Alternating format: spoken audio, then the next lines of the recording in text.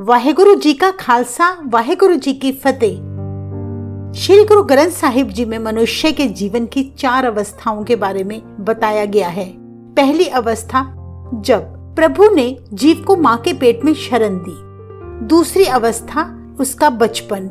तीसरी जवानी और चौथी अवस्था है बुढ़ापा। इस वीडियो के माध्यम से आज हम आपको बताएंगे कि मनुष्य अपने जीवन की ये सारी अवस्थाएं कैसे बिता रहा है, जबकि उसे श्री गुरु ग्रंथ साहिब जी के अनुसार अपना जीवन कैसे बिताना चाहिए। पहली अवस्था, जब प्रभु ने जीव को मां के पेट में शरण दी। श्री गुरु ग्रंथ साहिब जी फरमाते हैं, पहले पैरे रैन कै वंजारिया मित्रा, हुक्म पया गर्भास, उर्ध तप अंतर करे वंजारिया मित्रा, खसम सेती अरदास। गुरु जी सरल तरीके से समझाते हुए कहते हैं, हे मनुष्य, तू इस संसार में हरि प्रभु के नाम का व्यापार करने आया है, यानी हरि नाम जपने आया है। जहां तू अपने जीवन की 4 पहरी रात बिताता है। अपने जीवन की पहली अवस्था में तूने परमात्मा के हुक्म अनुसार माँ के पेट में आकर निवास लिया है, जहां तू माँ के पेट में उल्टा लटक कर 9 महीने तप करता रहा।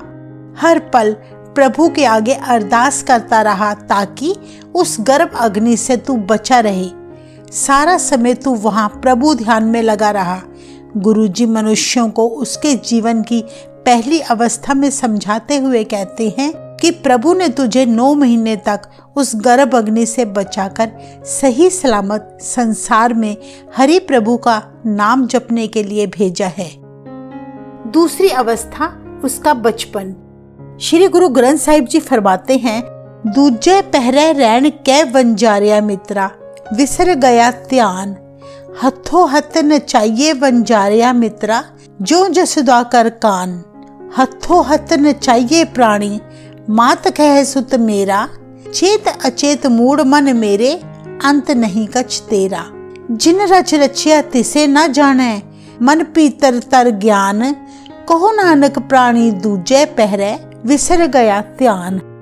गुरु जी कहते हैं, जीव जन्म लेने के बाद प्रभु को भूला बैठता है।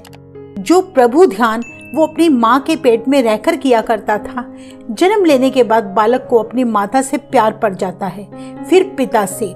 इस प्रकार वह प्रभु से अपना प्यार भुलाकर अपने परिवार और सगे संबंधियों के साथ मस्त हो जाता है। माँ कहती है, यह मेरा पुत्र है, पर हे मूर्ख इंसान, यह याद रख, जीवन के आखिरी समय में इस संसार की कोई भी वस्तु तेरी नहीं बनी रहेगी। गुरु जी कहते हैं, जीव अपने मन में उस प्रभु के साथ गहरी सांझ डालकर उसे याद नहीं करता, जिसने उसकी रचना करके उसे पैदा किया है। जिंदगी की रात के दूसरे पहर में संसार में जन्म लेकर जीव को प्रभु का ध्यान भूल जाता है। मनुष्य के जीवन की तीसरी अवस्था है जवानी।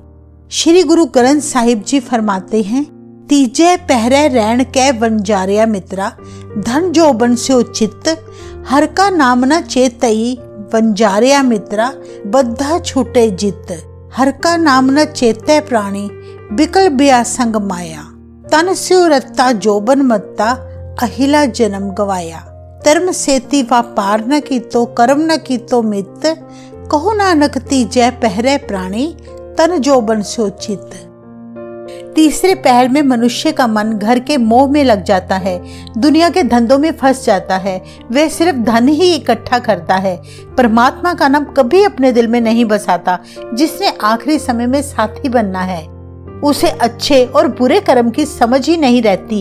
वह जवानी के नशे में दिन रात मस्त रहता है और इस तरह अपना सारा जीवन गंवा बैठता है। ना ही उसने परमात्मा में ध्यान लगाया, ना ही उसकी पूजा की।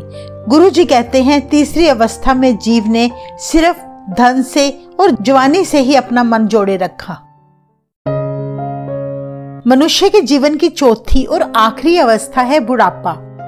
श्री गुरु ग्रंथ साहिब जी फरमाते हैं, चौथे पैरे रैन कै वंजारिया मित्रा, बिरद बया तन खीन, अखी अंध न दिसई वंजारिया मित्रा, कन्नी सुने न वैन, अखी अंध जीव रस नाही, रहे पराको ताना, गुण अंतर नाही क्यों सुख पावे, मनमुख आवण जाना, खड़ पक्की कुड़ पज्जै बिनसै आए चलै क्या मान, कहो नानक प्राणी चौथे पहरे गुरमुख शब्द पछाण।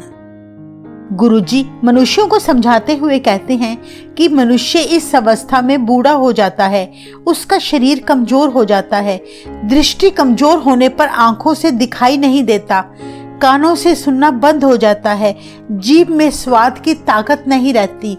गुरुजी कहते हैं कि बचपन से लेके बुढ़ापे तक तूने परमात्मा के गुण अपने अंदर बसाए ही नहीं, उसको याद ही नहीं किया, तो अब तुझे सुख कहां से मिलेगा। इस शरीर का मान करना बेकार है, क्योंकि बुढ़ापा आने पर तेरा शरीर नाश हो जाएगा। गुरुजी कहते हैं, हे प्राणी, चौथी अवस्था में आकर अब तो तू गुरु के शब्द को पहचान, गुरु शब्द से गहरी सांस डाल। ऐसा करने से तुझे यमों का डर नहीं सताएगा, तू प्रभु चरणों में हमेशा सुख पाएगा। गुरुजी इन 4 अवस्थाओं को सही मायने में जीने का तरीका बताते हुए कहते हैं, हे मनुष्य, तू अपना भला बुरा पहचान। परमात्मा ने तुझ पर रहम करके तुझे मनुष्य जीवन दिया ताकि तू संसार में जाके हरि प्रभु का नाम जप सके, प्रभु के साथ सांझ बना सके। 84 लाख योनियों के बाद तुझे हरि प्रभु का नाम जपने का मौका मिला, जो नाम दरगाह में तेरा मददगार होगा। तू माया की नींद से अभी भी जाग जा। जिस माया के मोह में तू फंसा है, यह तेरे साथ नहीं जाने वाला।